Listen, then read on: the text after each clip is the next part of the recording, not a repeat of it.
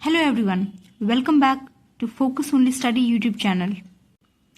हम लोग का BPSC TRE 4.0 special PGT zoology class चल रहा था, जिसके तहत हम लोग एनिमल किंगडम यूनिट कर रहे थे। हमने फाइलम प्रोटोजोआ, फाइलम पोरिफेरा और फाइलम सिलेंट्रेटा को काफ़ी डिटेल में थ्योरी के साथ साथ क्वेश्चन आंसर्स अच्छे तरीके से कवर अप कर लिया है। आज हम लोग देखने वाले हैं फाइलम प्लेटीहेलमिन्थेस। तो आइए शुरू करते हैं।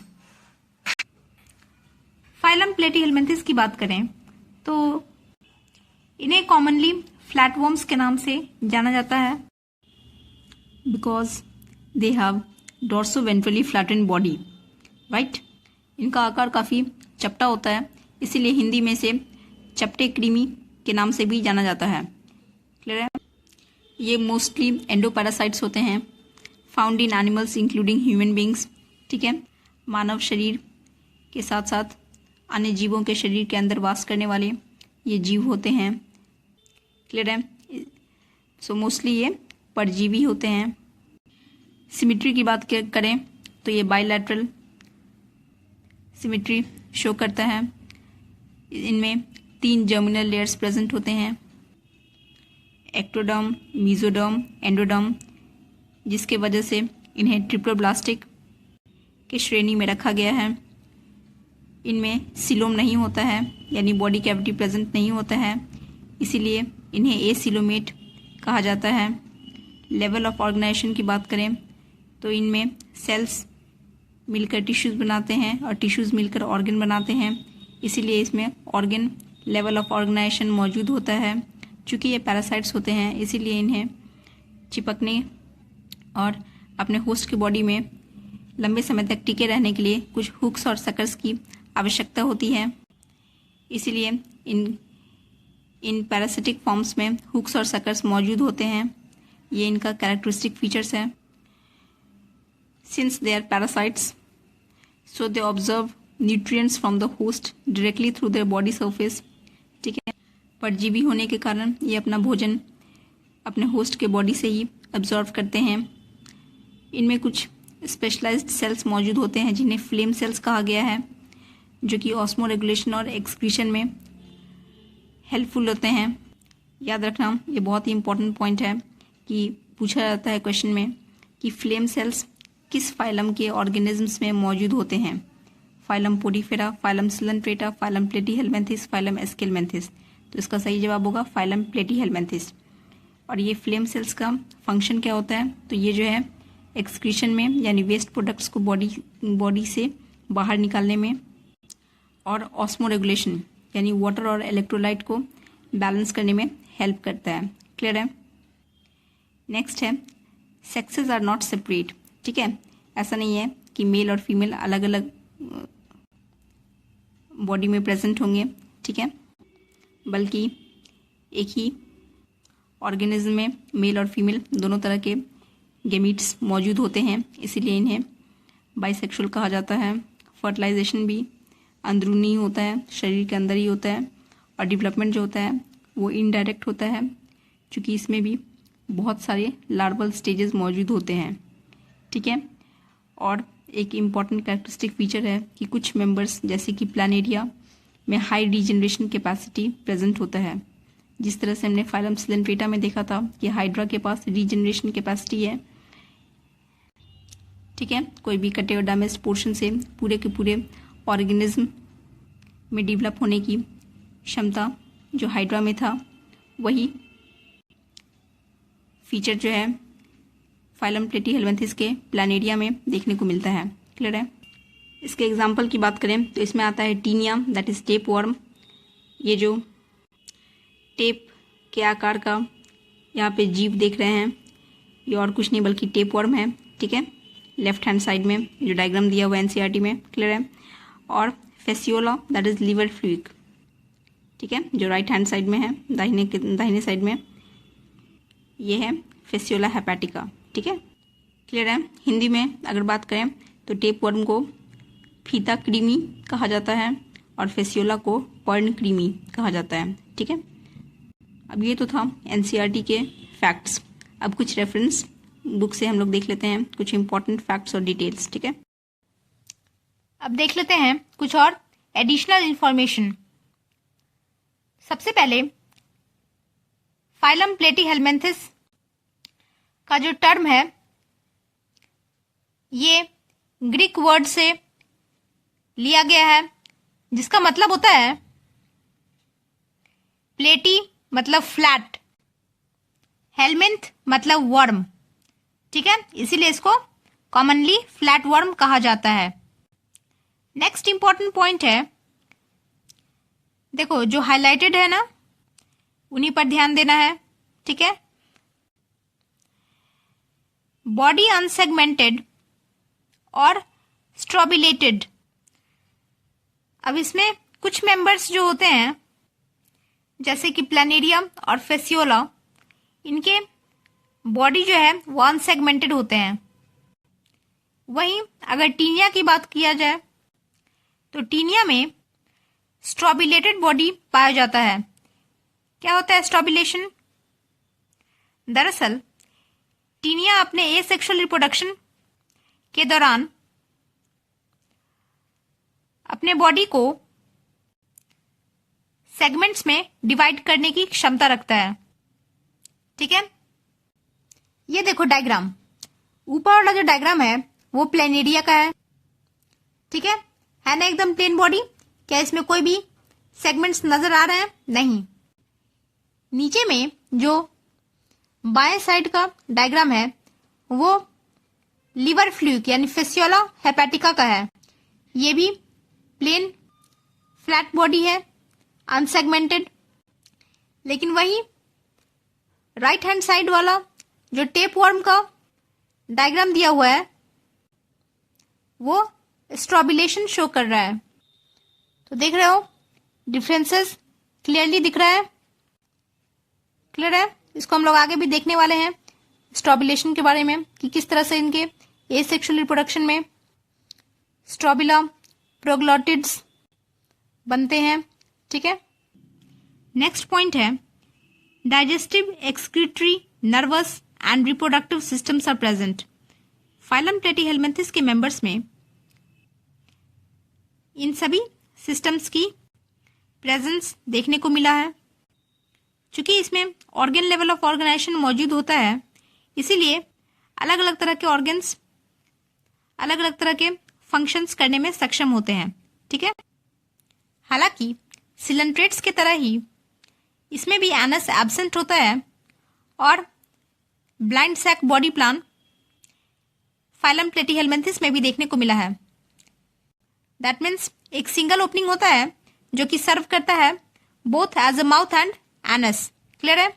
नेक्स्ट है पॉइंट एक्सक्रीटरी ऑर्गन्स। हमने बताया था एनसीईआरटी में कि एक्सक्रीटरी ऑर्गन्स जो होते हैं फाइलम प्लेटीहेल्मिन्थिस में उन्हें फ्लेम सेल्स कहा जाता है। तो उसी फ्लेम सेल्स को कुछ और नामों से भी पुकारा जाता है, जैसे कि प्रोटोनेफ्रीडिया और सोलेनोसाइट्स। क्लियर है? तो फाइलम प्लेटीहेल्मिन्थिस के जो एक्सक्रीटरी ऑर्गन्स हैं उन्हें प्रोटोनेफ्रीडिया और सोलेनोसाइट्स और फ्लेम सेल्स, इन तीनों ही नाम से जाना जाता है। क्लियर है?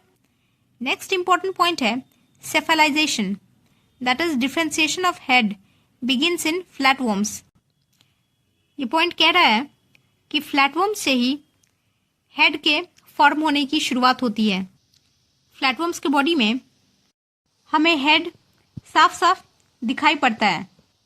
नेक्स्ट इंपॉर्टेंट पॉइंट है suckers, hooks, spines, etc. may be developed for attachment with hosts in parasites like Taenia. कहता है कि टीनिया जैसे पैरासाइट्स में होस्ट के साथ अटैच होने के लिए इनके शरीर में सकर्स, हुक्स और स्पाइन्स जैसे कुछ बनावटें यानी आकृति डेवलप होती है, जिससे कि वो आसानी से होस्ट के शरीर में लंबे समय तक टिके रहें और होस्ट के शरीर से न्यूट्रिएंट्स एब्जॉर्ब करते रहें। क्लियर है? नेक्स्ट है क्लासिफिकेशन की बात करें तो फाइलम प्लेटीहेलमिन्थिस को मुख्य रूप से 3 क्लासेस में बांटा गया है। पहला है टर्बिलेरिया, जिसमें कि फ्री लिविंग फ्लैटवर्म्स आते हैं। इसका एग्जाम्पल होगा प्लेनेरिया, जिसको डगेसिया भी कहते हैं। इसके बॉडी पे सीलिया प्रेजेंट होता है। इसका बॉडी अनसेगमेंटेड होता है। सकर्स एब्सेंट होते हैं, ठीक है। और ये पैरासाइट नहीं होते बल्कि फ्री लिविंग होते हैं। नेक्स्ट है क्लास ट्रिमेटोडा, जिसको कॉमनली फ्लूक्स कहा जाता है और ये पैरासिटिक होते हैं, ठीक है। एक्टो का मतलब होता है आउटर, एंडो का मतलब होता है इनर, यानी ऐसे पैरासाइट्स जो कि शरीर के बाहर भी रह सकते हैं या शरीर के अंदर भी रह सकते हैं। चूंकि ये पैरासिटिक लाइफ स्पेंड करते हैं, इसीलिए इनके पास एक से ज्यादा सकर्स प्रेजेंट होता है। कभी कभार हुक्स भी प्रेजेंट होता है। और ये जो फ्लूक्स होते हैं वो बहुत ही खतरनाक होते हैं, क्योंकि ये अपने होस्ट का ब्लड सक कर लेते हैं, यानी खून चूस लेते हैं, ठीक है। आपने सुना होगा कि कुछ ऐसे भी वर्म्स होते हैं, ठीक है, जिसका इन्फेक्शन होने पे वो हमारे शरीर का खून चूस लेते हैं। तो क्लास ट्रिमेटोडा से बिलोंग करने वाले फाइलम प्लेटीहेलमिन्थिस के मेंबर्स भी इसी के एग्जाम्पल्स हैं। इसका एग्जाम्पल हो गया फेसियोला और स्काइस्टोसोमा। ये देखो फेसियोला का डायग्राम है, ठीक है। ये क्लास ट्रिमेटोडा से बिलोंग करता है, ठीक है। देख रहे हो इसके पास क्या है, सकर प्रेजेंट है ना। नेक्स्ट है क्लास सेस्टोडा। इसको कॉमनली टेपवर्म का क्लास माना जाता है, जो कि एक्सक्लूसिवली एंडोपैरासिटिक होते हैं और इनमें सीलिया और सेंस ऑर्गन्स प्रेजेंट नहीं होता है। ये भी बहुत हार्मफुल होते हैं ह्यूमन बींग्स के लिए, क्योंकि जनरली टेपवर्म्स जो है वो ह्यूमंस के शरीर के अंदर भी पाए जाते हैं जब इनका इन्फेक्शन हो जाए। इनमें जो बॉडी होते हैं स्ट्रॉबिलेटेड होता है, that is pseudo metamerism present होता है। स्यूडो का मतलब होता है फॉल्स, मेटामेरिज्म का मतलब होता है segmentation, that means false segmentation present होता है। हमने क्या बताया था कि एसेक्सुअल रिप्रोडक्शन के दौरान इनके बॉडी जो है वो सेगमेंट्स में डिवाइड हो जाते हैं, ठीक है। तो टेम्पोरली जो है ये segmented form of body show करते हैं, इसी को स्ट्रॉबिलेशन कहते हैं। क्लियर है। इनमें डाइजेस्टिव ट्रैक्ट एब्सेंट होता है, स्वाभाविक है, पैरासिटिक मोड ऑफ लाइफ जीते हैं, तो ये होस्ट से अपना खाना भोजन ग्रहण करते हैं, ठीक है। इनके शरीर में खुद की अपनी कोई भोजन पचाने की प्रणाली नहीं होती। क्लियर है। They absorb pre digested nutrients from the host's gut through their general body surface. देखो है ना कि वो होस्ट के गट से जो है, यानी होस्ट के जो डाइजेस्टिव सिस्टम है उनसे न्यूट्रिएंट्स को एब्जॉर्ब करते हैं अपने बॉडी सरफेस में, और इनका लाइफ साइकिल काफी कॉम्प्लिकेटेड होता है। क्लियर है। इसका एग्जाम्पल क्या हो गया, टीनिया और इकाइनोकॉकस। ये देखो टीनिया और उसका डायग्राम, स्ट्रॉबिलेटेड बॉडी है, एंडोपैरासिटिक होता है, इसी को कॉमनली टेपवर्म्स कहा जाता है, ठीक है। टीनिया के बारे में कुछ और इन्फॉर्मेशन देख लेते हैं।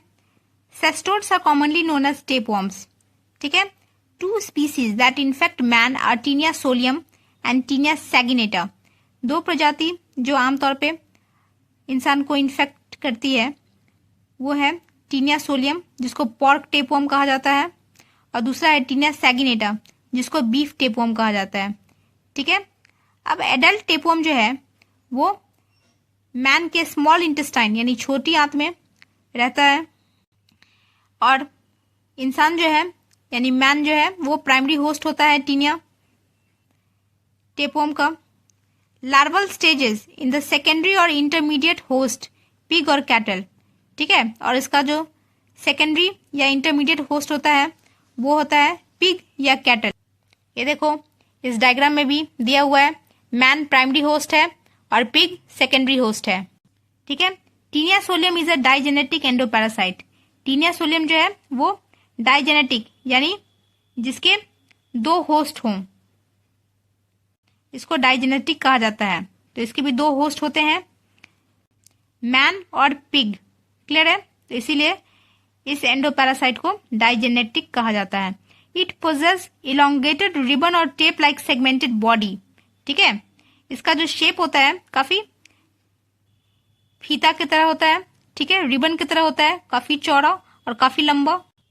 ये देखो कुछ इस तरह से इसका डायग्राम देखने को मिलता है ना, रिबन शेप्ड, काफी लंबा होता है और काफी चौड़ा भी होता है। ठीक है, बिल्कुल टेप लाइक और रिबन लाइक, और सेगमेंटेड बॉडी जो कि काफी टेम्पोरली सेगमेंटेशन देखने को मिलता है इसमें केवल रिप्रोडक्शन के दौरान। Body is divided into 3 parts, namely scolex, neck and strobila. इसका बॉडी को हम देखें तो 3 भाग में इसको विभाजित किया जा सकता है। पहला है स्कॉलेक्स, दूसरा है नेक और तीसरा है स्ट्रोबिला। ये देखो इसका जो डायग्राम है इसमें स्कॉलेक्स देखने को मिल रहा है। ठीक है, फिर उसी के नीचे वाले पोर्शन को नेक कहा जाता है।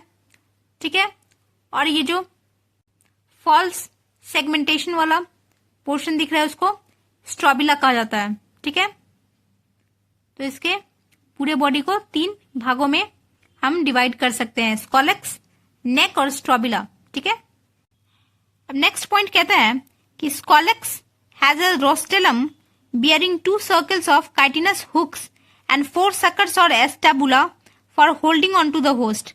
मतलब स्कॉलेक्स के पास एक रोस्टेलम होता है, ठीक है, जिसमें कुछ काइटिनस हुक्स प्रेजेंट होते हैं और 4 सकर्स या स्टैबुला एसिटाबुला प्रेजेंट होता है for holding on to the host. ठीक है, ठीक है, तो क्या कह रहा है कि स्कॉलेक्स जो है इसमें जो ऊपर वाला पोर्शन होता है उसको रोस्टेलम कहते हैं, और इसी रोस्टेलम वाले क्षेत्र में कुछ हुक्स और सकर्स प्रेजेंट होते हैं जिसकी मदद से टीनिया होस्ट के साथ अटैच कर पाता है अपने आप को। ठीक है, फिर उसके नीचे होता है नेक जो कि अनसेगमेंटेड पार्ट होता है। फिर उसके नीचे होता है स्ट्रोबिला जो कि मेन बॉडी होता है जिसमें कि छोटे छोटे भागों में प्रोग्लॉटिड्स मौजूद होते हैं। ठीक है, चलो इसको डायग्राम के साथ देख लेते हैं।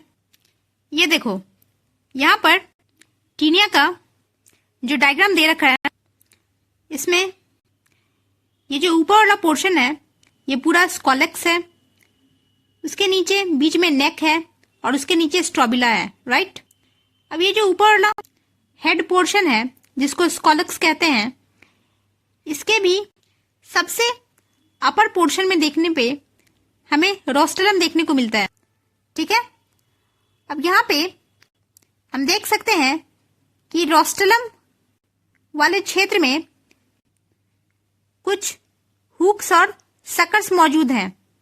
ठीक है, देख रहे हो लेफ्ट हैंड साइड में जो लेबलिंग किया हुआ है, rostellar hooks, dorsal sucker, ventral sucker. Clear है, दिख रहा है?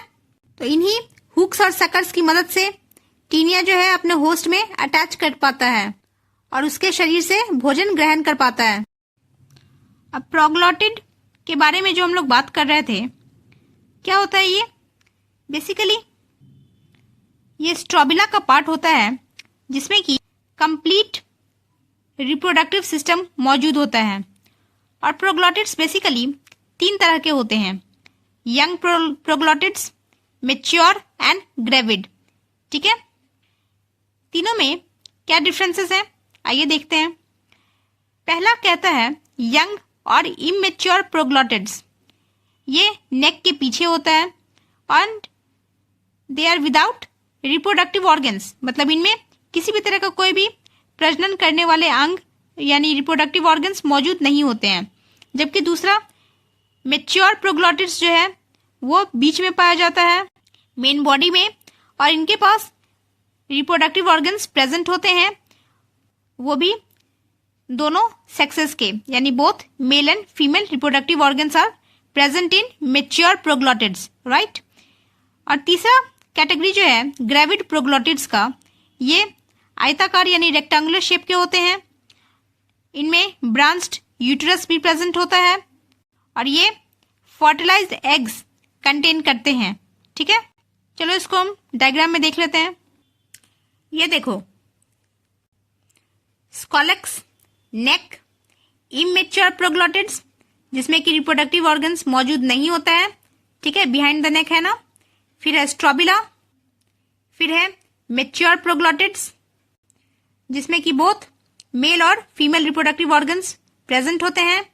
और फिर है ग्रेविड प्रोग्लोटिड्स जिसमें कि फर्टिलाइज्ड एग्स प्रेजेंट होता है और ब्रांच्ड यूट्रस भी मौजूद होता है। क्लियर? डायग्राम देखने से कॉन्सेप्ट भी समझ में आता है और इंटरेस्ट भी बढ़ता है, राइट, बायोलॉजी के सब्जेक्ट में। ठीक है, अभी देखो life cycle of tapeworm Taenia solium बहुत इंपॉर्टेंट है। ठीक है, इसको ध्यान से बस सीक्वेंस याद रखना जरूरी है। इसमें क्या दिया हुआ है, ए में ऑन्कोस्फीयर। ठीक है, तो लाइफ साइकिल जो है टीनिया सोलियम का वो शुरू होता है ऑन्कोस्फीयर से। ठीक है, ये राइट हैंड साइड में जो डायग्राम देख रहे हैं सर्कुलर वाला, ये ऑन्कोस्फीयर है। ठीक है, जिसमें कि आप देख सकते हैं कि मेम्ब्रेन है, आउटर मेम्ब्रेन है और अंदर में हुक्स प्रेजेंट है। ठीक है, अब ये तो शुरुआती स्टेज है, पहला स्टेज है। नेक्स्ट स्टेज आते हैं ब्लैडर वर्म, बी।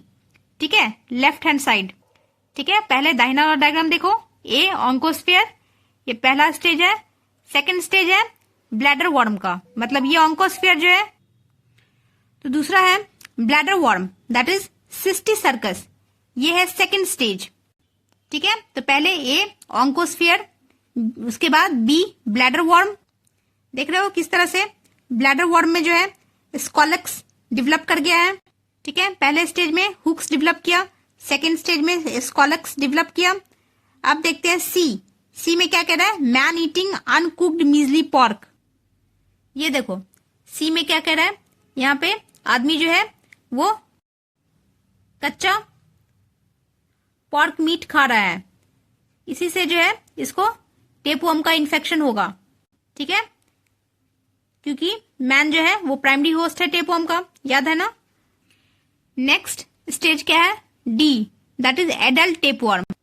अब देखो आदमी ने तो अनकुक्ड रॉ पोर्क मीट खा लिया, अब उसको टेपवर्म का इन्फेक्शन हो गया। अब नेक्स्ट स्टेज में ऊपर वाला जो डायग्राम है टेपवर्म का, एडल्ट टेपवर्म इसके स्मॉल इंटेस्टाइन में डेवलप हो जाएगा। उसके बाद ई। ई क्या कहता है, mature proglottids with reproductive organs. Adult tapeworm के बाद अब नेक्स्ट स्टेज में क्या होता है, mature proglottids with reproductive organs develop होंगे, यानी ये वाला डायग्राम। ठीक है, इसमें क्या हो रहा है, मेच्योर प्रोग्लोटिड है, इसमें मेल और फीमेल रिप्रोडक्टिव ऑर्गन्स डेवलप हो रहे हैं। देख रहे हो टेस्टिस है और ओवरी है, दोनों तरह के रिप्रोडक्टिव ऑर्गन्स डेवलप हो गए हैं मेच्योर प्रोग्लोटिड्स में। और फिर लास्ट स्टेज है ग्रेविड प्रोग्लोटिड्स का, एफ। ठीक है ना, ग्रेविड प्रोग्लोटिड। ये देखो एफ वाला जो लास्ट स्टेज है वो ग्रेविड प्रोग्लोटिड का ये डायग्राम है। ठीक है, जिसमें कि क्या होता है, फर्टिलाइज्ड एग्स प्रेजेंट होते हैं। देख रहे हो यूट्रस फिल्ड विथ एग्स। ठीक है, पूरे अंडे भरे पड़े हैं। क्लियर है? और उसके बाद फिर लास्ट में क्या होगा, ग्रेविड प्रोग्लोटिड के बाद एपोलाइसिस। ठीक है, एपोलाइसिस ये एक ऐसा प्रोसेस है जिसमें कि ग्रेविड प्रोग्लोटिड्स जो है वो मेन बॉडी से अलग हो जाएगा, सेपरेट हो जाएगा। क्लियर है? ठीक है, और फिर से साइकिल जो है वो रिपीट करने लगेगा। क्लियर है? तो ये लाइफ साइकिल टेपवर्म का बहुत इंपॉर्टेंट है, खासकर इसका सीक्वेंस कि कैसे कैसे किसके बाद क्या हुआ। पहले ऑन्कोस्फीयर हुआ, उसके बाद ब्लैडर वर्म यानी सिस्टिसर्कस का डेवलपमेंट हुआ, फिर इंसान ने अनकुक्ड मीजली पॉर्क मीट खाया, उसके स्मॉल इंटेस्टाइन में एडल्ट टेपवर्म का डेवलपमेंट हुआ, फिर उसमें मेच्योर प्रोग्लोटिड्स में जो है मेल और फीमेल रिप्रोडक्टिव ऑर्गन्स डेवलप हुए, उसके बाद ग्रेविड प्रोग्लोटिड बन गया जिसमें कि यूट्रस जो है एग्स के साथ फिल्ड हो गया, और फिर एपोलाइसिस प्रोसेस से ग्रेविड प्रोग्लोटिड्स अलग हो गए। राइट? क्लियर है? ठीक है,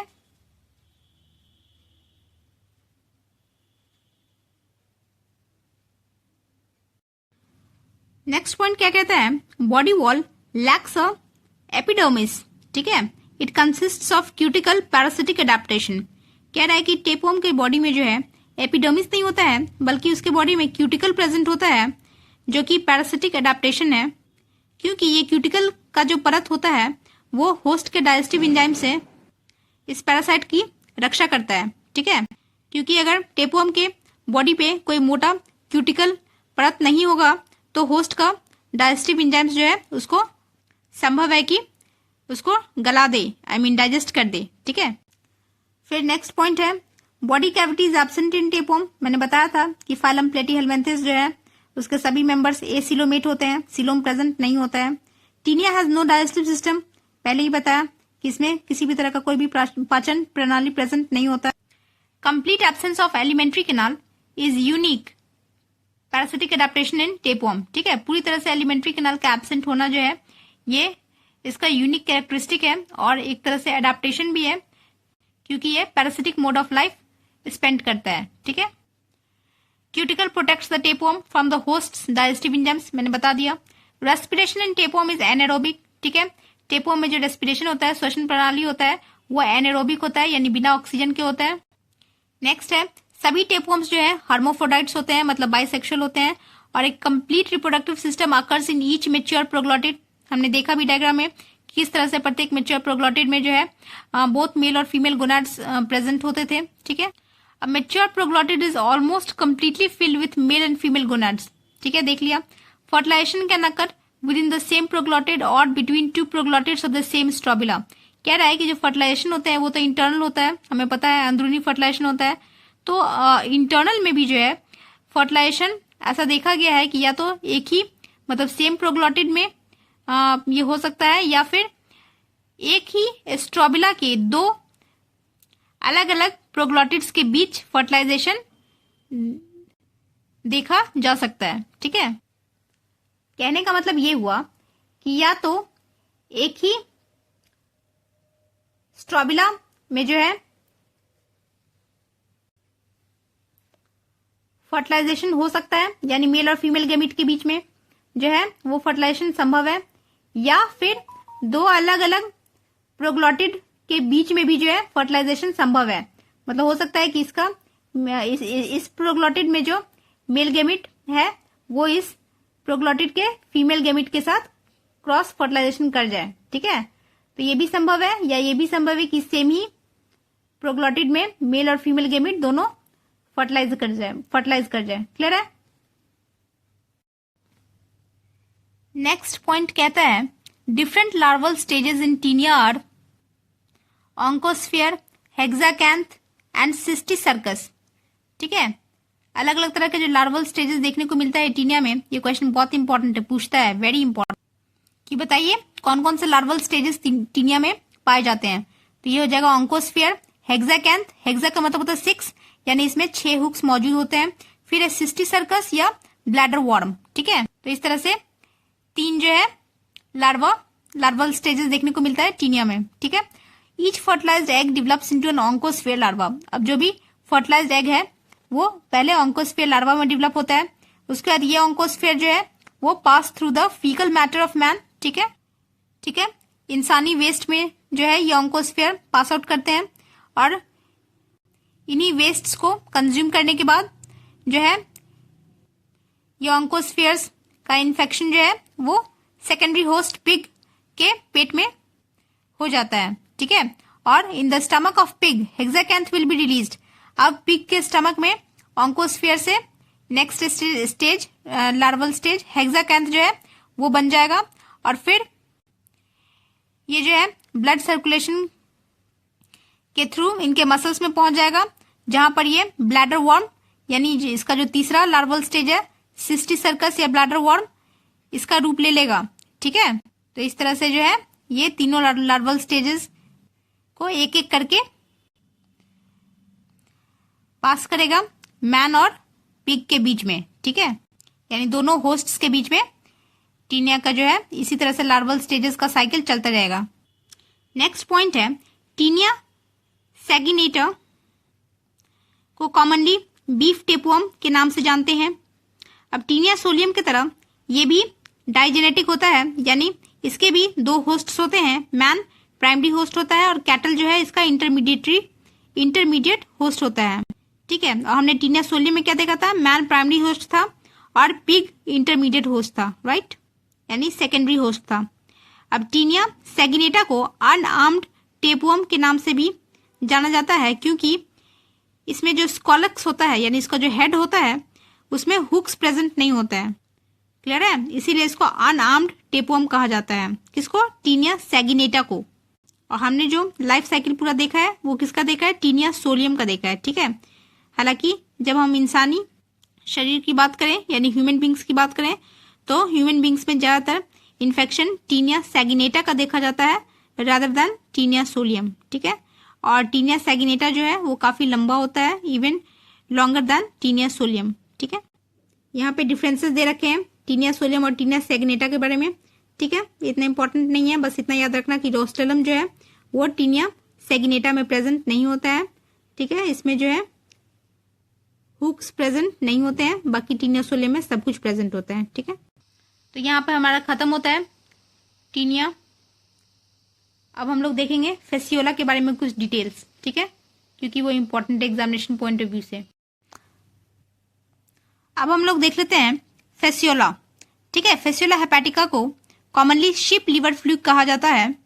ठीक है, क्योंकि ये जो एडल्ट फेसियोला है वो शीप यानी भेड़ के लिवर में जो बाइल पैसेजेस होते हैं वहां पे प्रेजेंट होते हैं और वहां पे इन्फेक्शन कॉज करते हैं, जिसको फेसियोलिसिस कहा जाता है। ठीक है, अब लिवर फ्लूक जो है वो कवर्ड होते हैं क्यूटिकल से और इसमें सिलेटेड एपिडर्मिस एब्सेंट होता है। स्वाभाविक है, चूंकि ये parasitic mode of life follow करते हैं। ठीक है, लिवर फ्लूक जो होता है वो चूंकि parasitic mode of life follow कर रहा है, इसीलिए उसके पास जो है क्यूटिकुलर लेयर प्रेजेंट होता है, जिससे कि वो होस्ट के डाइजेस्टिव एंजाइम से खुद को बचा सके। ठीक है, ऐसा हमने टीनिया में भी देखा था। नेक्स्ट पॉइंट है कि ये इसका जो बॉडी होता है वो डोर्सो वेंट्रली फ्लैट होता है, अनसेगमेंटेड होता है और इसके पास दो सकर्स मौजूद होते हैं। पहला है ओरल सकर जिसको एंटीरियर सकर भी कहते हैं और दूसरा एसिटाबुलम जिसको वेंट्रल सकर भी कहते हैं। और दोनों सकर्स के बीच में एक जेनाइटल पोर प्रेजेंट होता है और एक्सट्रीम एंड में जो है एक्सक्रीटरी पोर प्रेजेंट होता है। ठीक है, हम लोग देख लेते हैं इसको डायग्राम में। ये देखो, ये जो प्लेनेरिया का माफ कीजिए फेसियोला हेपेटिका का डायग्राम है, इसमें हमें दिख रहा है जो ऊपर में माउथ है। ठीक है, माउथी के पास ओरल और एंटीरियर सकर मौजूद है। ठीक है, उसके नीचे में जो है एसिटाबुलम या वेंट्रल सकर मौजूद है और दोनों सकर के बीच में जेनाइटल पोर यानी गोनोपोर प्रेजेंट है। क्लियर है, और सबसे नीचे ठीक है एक्सट्रीम एंड पे जो है एक छोटा सा होल जो नजर आ रहा है वो और कुछ नहीं बल्कि एक्सक्रीटरी पोर प्रेजेंट है। Fasciola is hermaphrodite. ठीक है, फेसियोला जो होता है हर्माफ्रोडाइट होता है, मतलब बोथ मेल और फीमेल गोनाड्स जो है एक ही इंडिविजुअल में प्रेजेंट होता है, यानी ये बाइसेक्सुअल होता है। राइट, नेक्स्ट पॉइंट की बात करें तो ये डाइजेनेटिक एंडोपैरासाइट है, यानी इसमें दो होस्ट्स मौजूद होते हैं। प्राइमरी होस्ट जो है वो शीप होता है, भेड़ होता है। ठीक है, और सेकेंडरी होस्ट जो है वो स्नेल्स होता है। ठीक है, ये देखो प्राइमरी होस्ट शीप और सेकेंडरी होस्ट स्नेल। ठीक है, ये डायग्राम जो है पूरा लाइफ साइकिल इसका दिखा रहा है। अभी हम लोग देखने वाले हैं इसका लाइफ साइकिल। अलग अलग तरह का जो लार्वल स्टेजेस होता है फेसियोला का, वो कुछ ऐसा सीक्वेंस फॉलो करता है।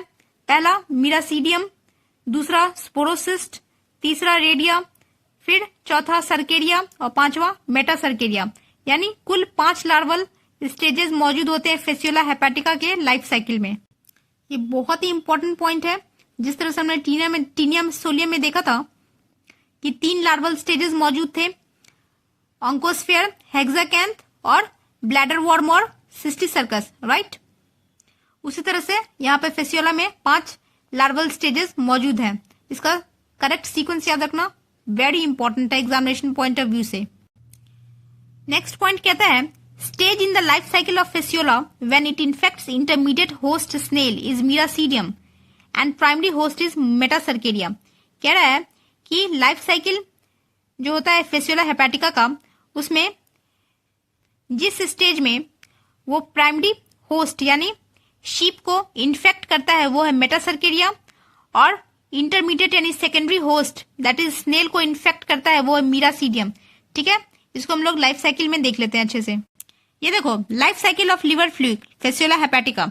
सबसे पहला ए एग, ठीक है, ए में सबसे पहले क्या होता है, एग होता है, फिर उससे डेवलप होता है B that is miracidium larva.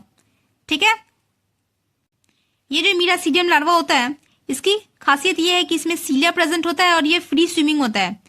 ठीक है, तो ये क्वेश्चन पूछा जाता है कि कौन सा लार्वल स्टेजेस जो होता है वो फ्री स्विमिंग होता है और सीलिया प्रेजेंट होता है, तो उसका सही जवाब है मीरासीडियम स्टेज। फिर मीरासीडियम से डेवलप करता है स्पोरोसिस्ट सी, फिर सी से डी यानी स्पोरोसिस्ट से डेवलप होता है रेडिया, फिर रेडिया से सर्केरिया, फिर सर्केरिया से एफ दैट इज मेटासर्केरिया, फिर G that is adult liver fluid. Diagram में हम लोग देख लेते हैं। ये देखो कहानी शुरू होता है शीप से। ठीक है, शीप इसका प्राइमरी होस्ट है, तो इसने वेस्ट करा, इसके फीकल पिलेट्स में जो है, ठीक है, इसके वेस्ट में जो है इसका एग था। ठीक है, एग इसका पहला स्टेज है। अभी देखो एग इसका फर्स्ट स्टेज है। ठीक है, दिख रहा है ए है, एग से अब क्या डेवलप होगा, मीरासीडियम लार्वल स्टेज। ठीक है, ये देखो ए से आया B that is miracidium larval stage है, सीलेटेड है ना। ठीक है, हेयर लाइक स्ट्रक्चर्स।